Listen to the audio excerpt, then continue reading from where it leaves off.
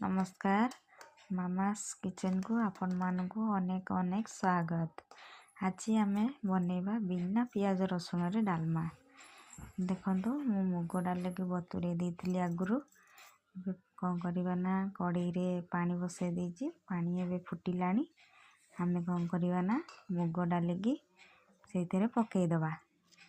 पकेई देकी आमे लूण हळदी सबको पकेई देकी आमे घोड़े दबा। आउ एठी परिबा काटिबा। देखंतु एठी मु आलू दीटा नै जाइछि, टमाटर गोटे, बाइगण गोटे, खुंबो आलू, कखारू डालमा रे पकेइबा पई मु सब काटिकी रखि देइछि। देखंतु एठी मोर डालमा फुटिलानी। मु एबे आलू कखारू माटी आलू पकेई देबी। देखंतु एठी मु पकेई देली आलू कखारू माटी आलू सब पकेई देली। आलू कखारू माटी आलू टिके सिझी गला परे आमे कौन करबा ना बाइगण आउ टमाटर को आमे एठी पकेई दबा। देखंतु एठी बाइगण टमाटर को पकेई नीची।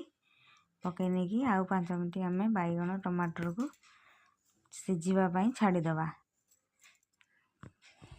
देखंतु एठी सेम कढ़ई रे मु तेल पकेई देली। 2 चम्मच तेल गरम करिया लागी छाड़ देइछि।